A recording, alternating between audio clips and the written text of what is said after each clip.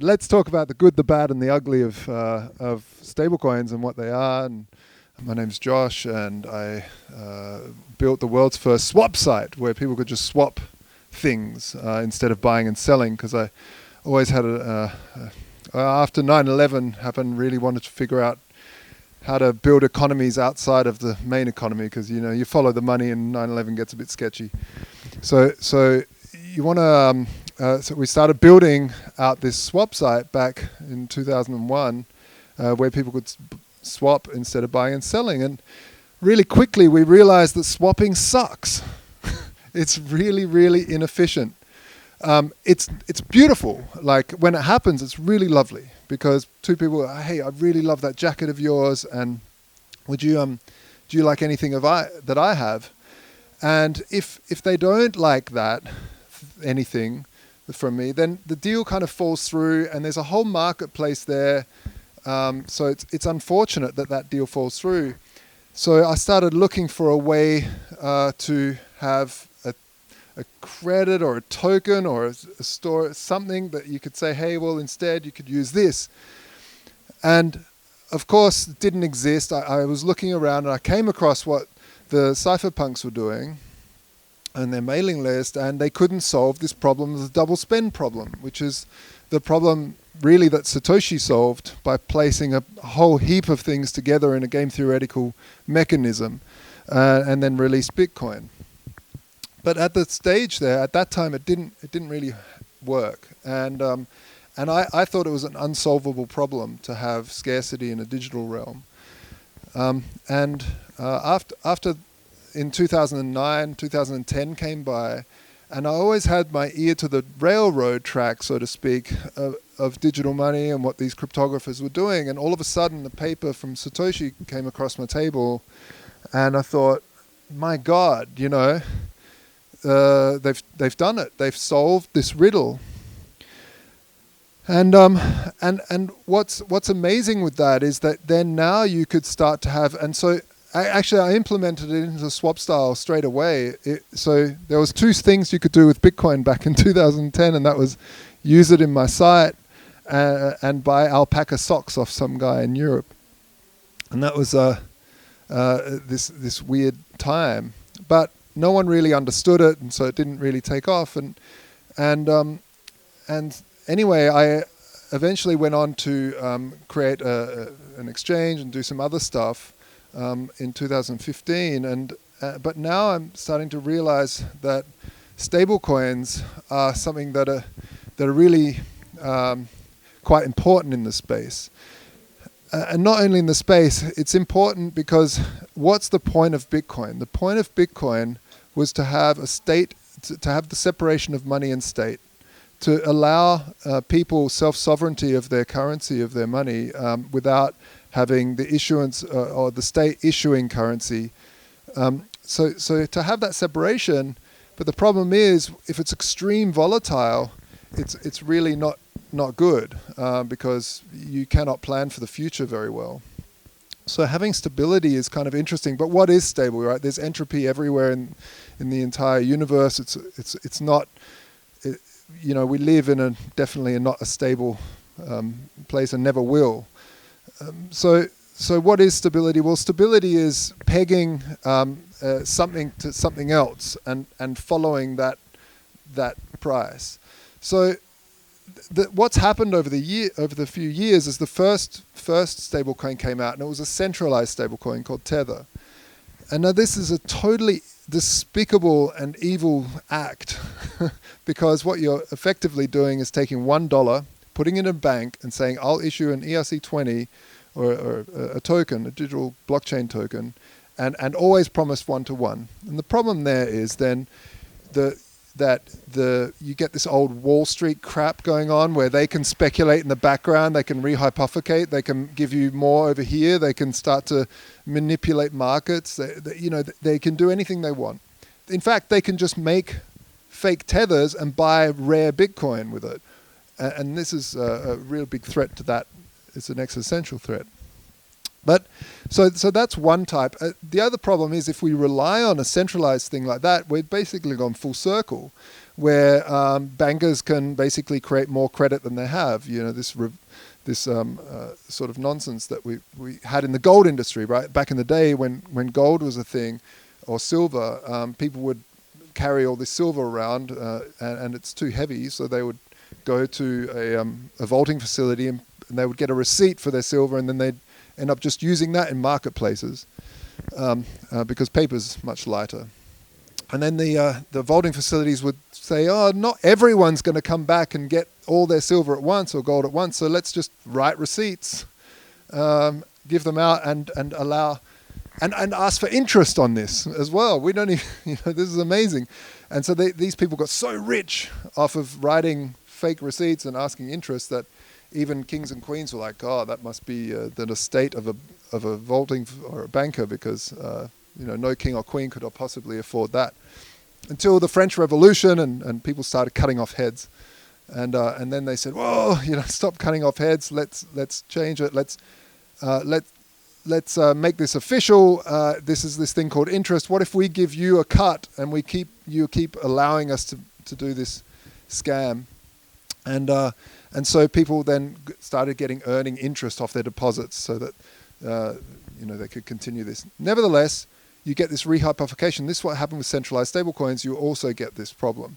And even if you don't, governments and central banks don't like competition, so they'll probably make it illegal as soon as CBDCs can technologically accomplish what they want. They'll basically buy out Tether, they'll buy out USDC, and they'll basically shut them down, and then make it a full hardcore bondage tyranny into everybody's lives, where it's built in with a social credit score and all the rest of it. So it's that's a very scary future. And the second type of stablecoin was obviously the algorithmic stablecoin. This is a stablecoin where it's truly decentralized, but it's all just stabilized through math and through stuff that doesn't really have any value, and it can very easily get destroyed. And if you have a lot of people working really hard their whole life and then storing that value, because all money is a store of value, is a store of your work. If you've made stuff in pots and things with your hands, and you give that and sell that on the market, then you've worked that, you want to store that value somewhere. If you store it in an algorithmic stablecoin and it collapses, it's an absolute tragedy, especially if you're older, because you don't have time to re-earn. So a stablecoin needs to be very, very well thought out, but it needs to be decentralized with its issuance. And this is where I think we can learn from things like the gold standard, which was, in a way, it was the state having a large reserve of gold and saying this is the backing for the currency. The problem is you don't want to trust a state, you don't want to trust a government, you don't want to trust banks. So how do you do it? And one way that what we're doing is building technology that allows people to lock up assets into smart contracts and borrow against them. So what does this look like? Well, let's say, this would be like a smart contract, a vault, and I'm tangling all sorts of lights here. I'm sorry. So this here is a smart vault. It's a smart contract, and I would put in some Bitcoin into this, or Ethereum. Let's say Ethereum. I send Ethereum, and I have the key to this. So when I hit lock, that's locked, and I can say, hey, now I've put in like 1,000 euros worth of Ethereum, and I can mint up to half of that value as a euro stablecoin, as something that's pegged to the euro. And I haven't lost the collateral. Now, what happened in like 2013, I had to pay for a deposit on my apartment. So I had to sell all my crypto, not all of it, but I had to sell some crypto. And I think at this stage it would be worth millions of dollars, right? Because it was 2013. It's horrible. It would have been great if I could lock it to myself. Only I didn't have to trust a bank. I didn't have to trust anybody else. I could lock it in a smart vault and issue myself the liquidity I needed, almost issue myself debt, issue myself a loan. You don't need to go to a bank to do this. And then when you've got that, you can then use it. And what does this do? This solves a couple of problems. One thing it solves is the debt, a poverty cycle. A lot of people that are living fairly on the poverty line, it's very, very difficult to save and save for a rainy day, because everything you earn you have to use in that moment as a liquid asset to pay for things. So by having the ability to lock, to save a little bit and then issue yourself liquidity you need to start to pay for things, it allows you to start to break that cycle. So this is one mechanism. That's the third mechanism of a stablecoin. So you issue a stablecoin that is backed by the stuff that's in here, but it's decentralized backed, because now thousands of people around the world are privately storing value in a smart contract that they only control. No, it's not like Celsius or a bank can take those funds and speculate with them and then go, oh, whoops, we fucked it all up. You can actually allow people to make their own decisions with the money that they lock up. And some of the other things we're doing, because the model MakerDAI actually started this model a little while ago. They're very clever people and did this. It was very experimental. I didn't think it would work when they did it, and I followed them a long way. And they've made a lot of mistakes along the way, but that's because they were first. So we hope at the Standard, we're here in Berlin, we're a small group, to fix some of those problems. And one of the things we want to fix is that there's interest on these smart vaults that Maker have. And it doesn't sit well with me that has the base alternative currency system that we build has an intrinsic interest rate built into the base layer.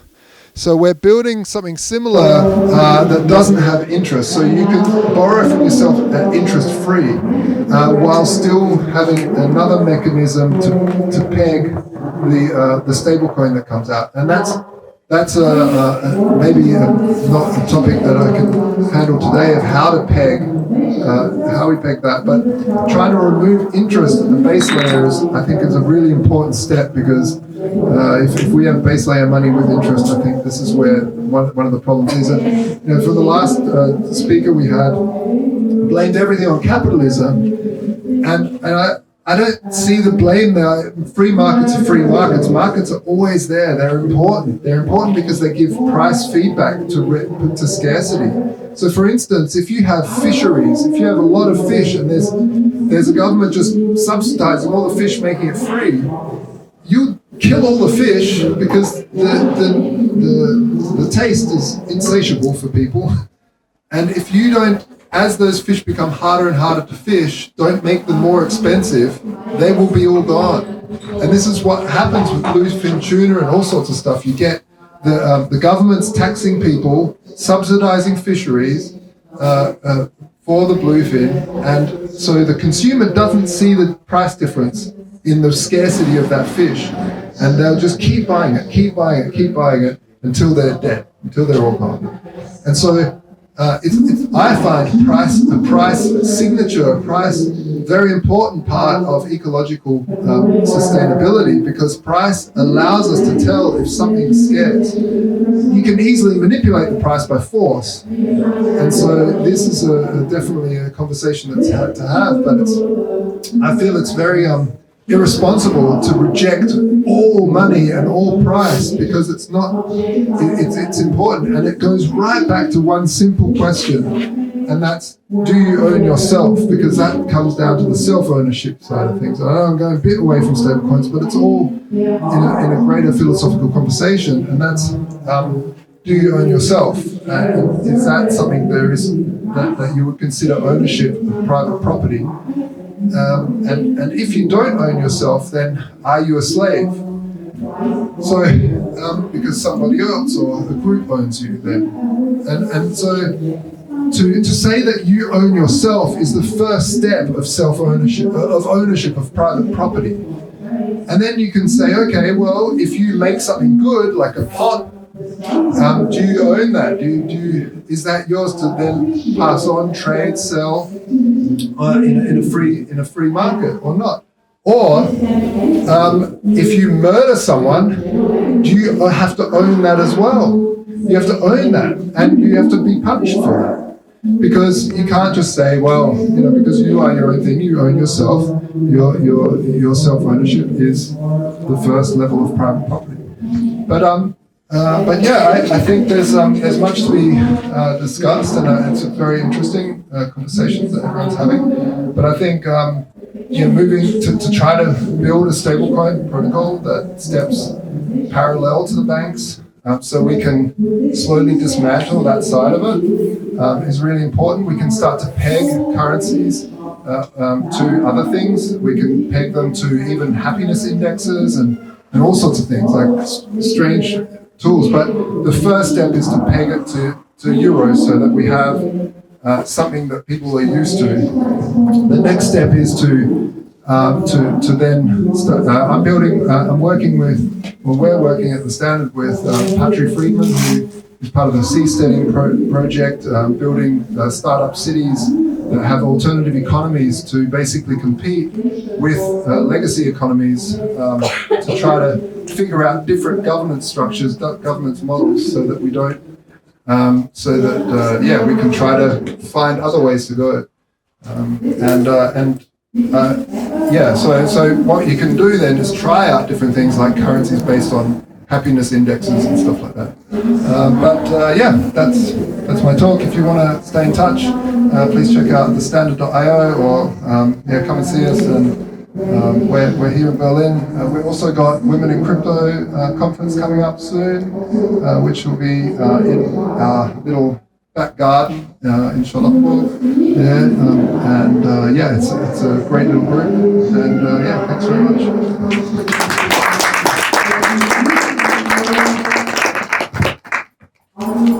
Any questions? Yes. Oh, yeah? No.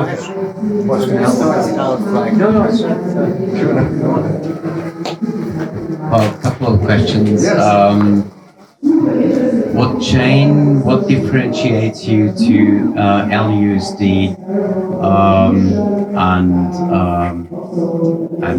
I forgot the other one. I just wanted to comment. I agree with you basically on the money is a kind of, I would say money is a organizational tool which helps shape interests in certain things. So I also kind of don't agree with this kind of we can do without money. So it's a noise coordination tool. The question is just who controls it. As you said, you can do it completely decentralized, and then basically I'm interested what kind of stablecoin on the chain and how it's structured a little bit more in detail, if you want to elaborate. Yeah, sure.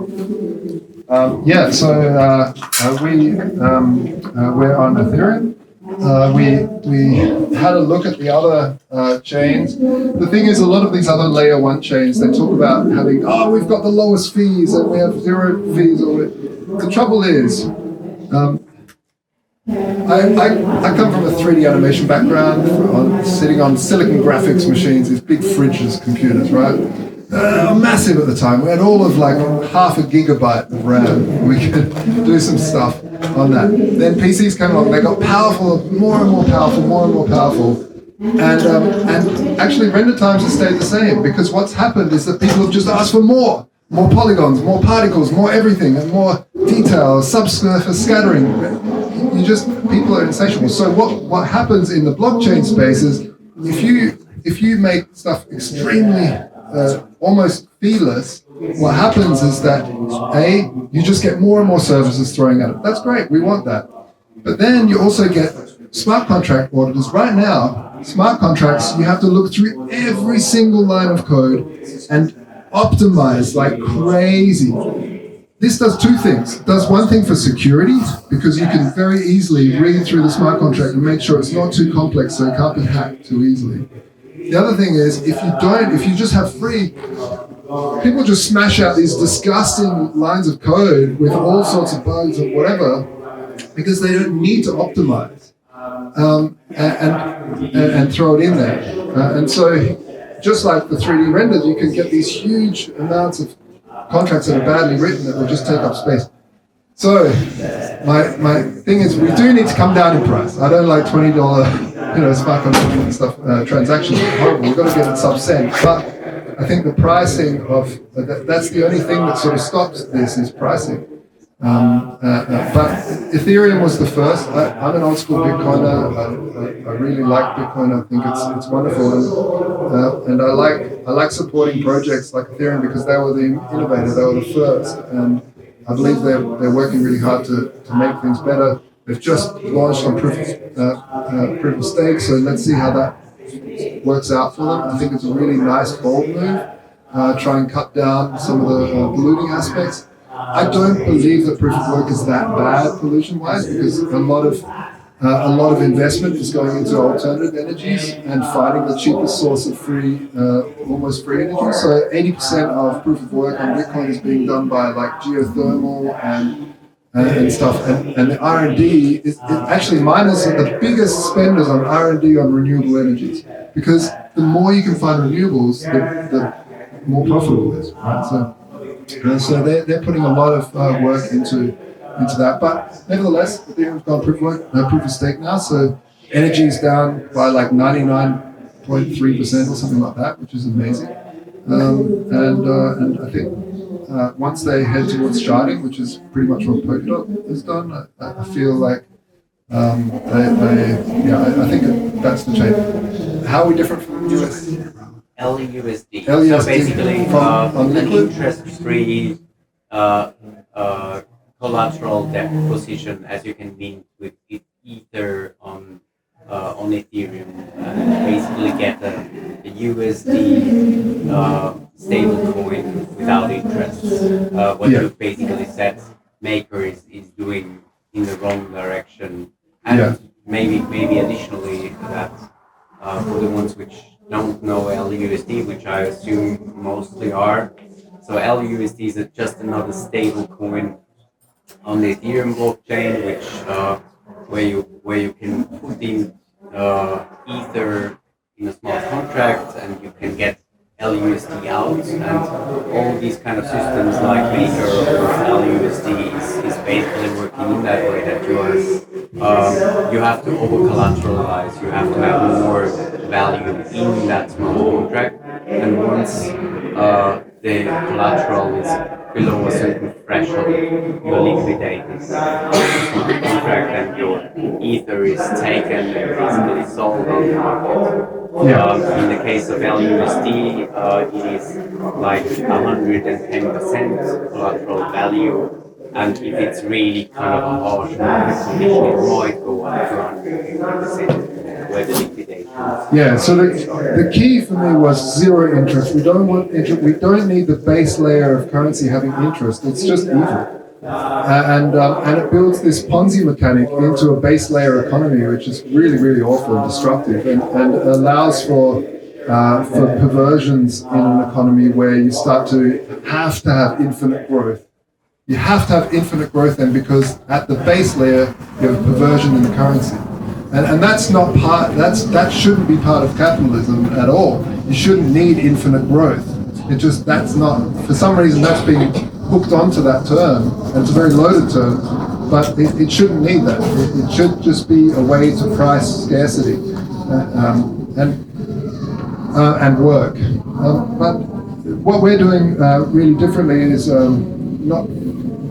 I don't know the ins and outs of LUSD. We've been mainly working on our own R&D, but basically we're working on why is every stablecoin pegged to the US dollar? This is horrible. We're basically making the USD the peg of the world's alternative currencies, which is, what the hell are we doing? I got into Bitcoin to get away from fiat. Now we're pegging everything to the USD. This is just not nightmarish. So we're focusing on allowing anybody to issue liquidity in the currency that they need at that time. We're also interest free because we've figured out a mechanism to peg the currency without using Maker's stability interest fee, which is basically a stability pool. There's a big pool of funds that will just always buy and sell at the spread around one, similar to Phi protocol. You've seen it. Our other main differentiator is that we try to focus on cross-chain minting. So rather than having to mint on the chain and then go over to a bridge and then bridge it across, you would rather have the collateral, you put it into that chain and then mint wherever you want that liquidity to be in the coin that you want to pick. Supporting other chains in the way that basically you deposit on Ether and it's still minted on another chain. Yeah, that's right. You mint directly, and we're calling like quantum entanglement on blockchain. So it's true. But yeah, anyway, yeah.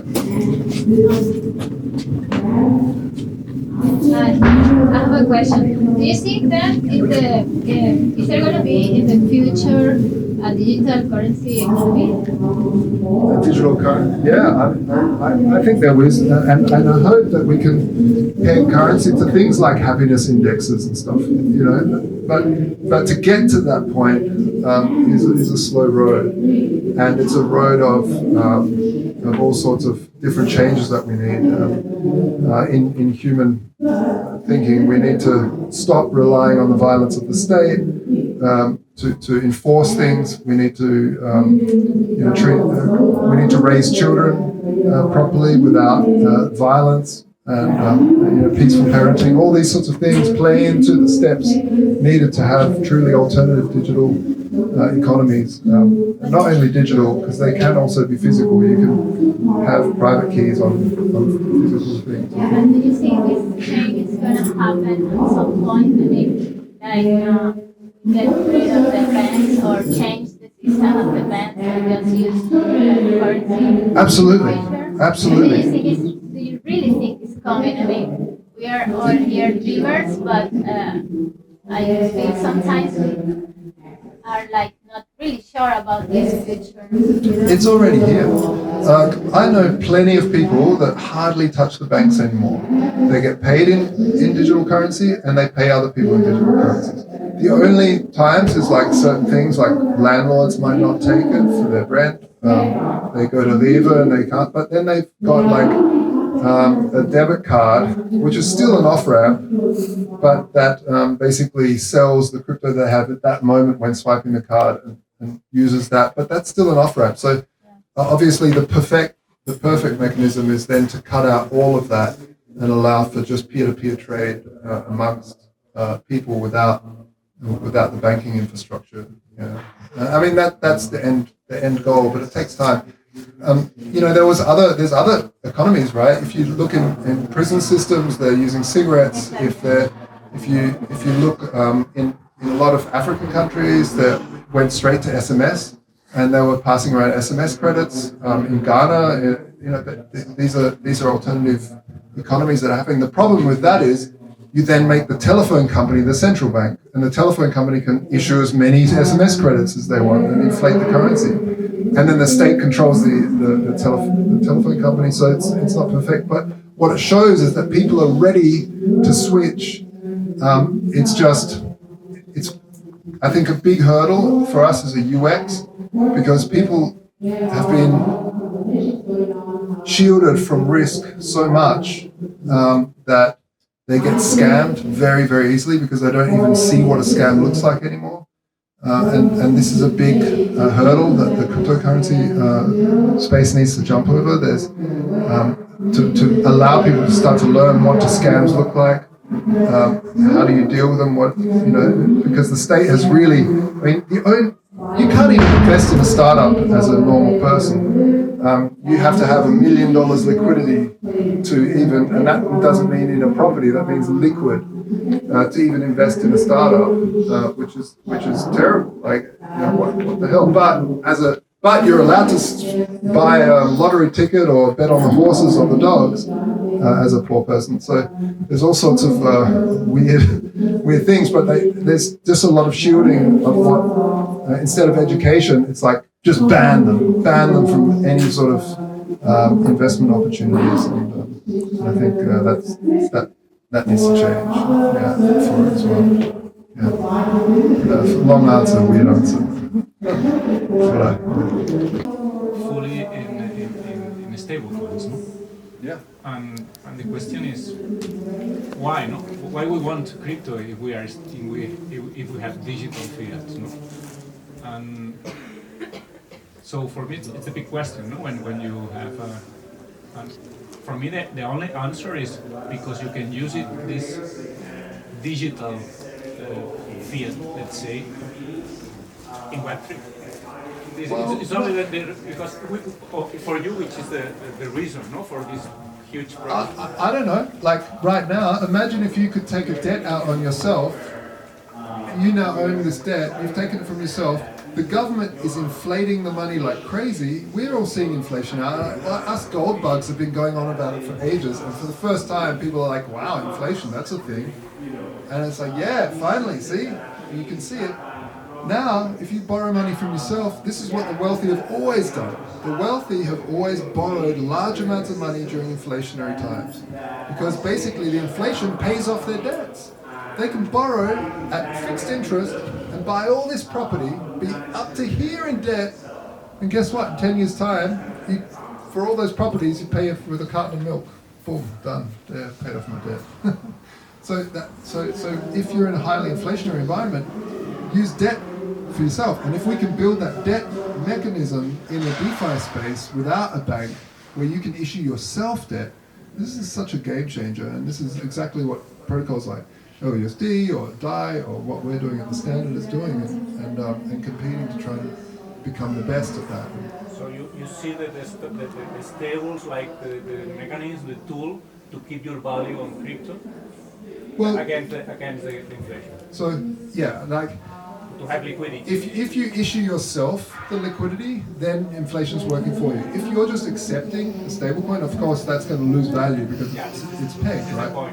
Yeah, but when it was around 2020, Vaultoro, our exchange that we've been running since 2015, has been Bitcoin only forever, right? We don't have any fiat on there.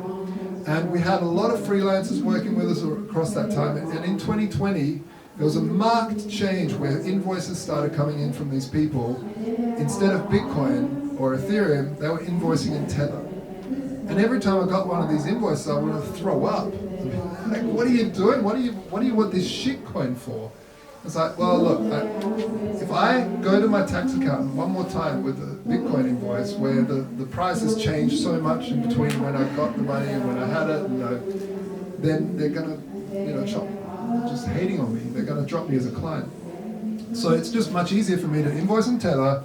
I get paid in Tether, it's pegged, and then I can buy the speculative asset. So if you've got a stablecoin, and when I talk about stablecoins, you can have a stablecoin pegged to gold if you want. You can have a stablecoin pegged to, indices like the Dow Jones or Tesla or happiness index. I keep bringing that one up. I don't know. I like it. I like happiness indexes. But you can peg to anything. That's the point, right?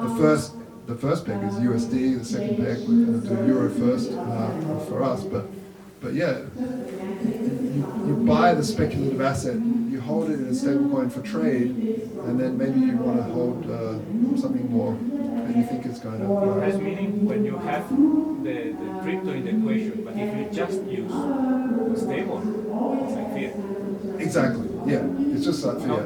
No sense. No, apart from it being cross-border, like my first aha moment was actually with Bitcoin was when I paid there was a kid making music. He made this awesome album. I loved it, and I was like, oh, I want to buy this album. And he's like, yeah, and he charged me something, and I couldn't pay him because he lived in Iran. And I was like, oh, just naively. I mean, this was about 2011 or something. Naively went to like PayPal to try and get this kid some. He's got nothing to do with nothing politics-wise. He's just this kid living in the basement of his mum making this awesome tracks, and I couldn't buy this album from him. I mean, I could just rip the MP3s, whatever. But that's not the point. The point was I couldn't. And then I was like, hey, I've got this Bitcoin stuff. Can I give you some of this? And he's like, oh, what's that? Oh yeah, okay. He's loving it now. If he held on to it. That was the real aha moment. When he received that, this huge light bulb went, above my head, because all of a sudden the state couldn't purely control what this. Now, they'll obviously say, hey, it's terrorism and all this shit, but you can't let that fool us, because terrorists also wear shoes, and we all wear shoes. So it's not that shoes are bad. All right, that's me, Chuck.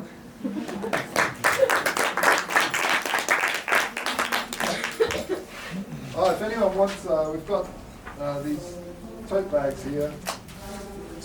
They're the initial block message from Satoshi in the Genesis block.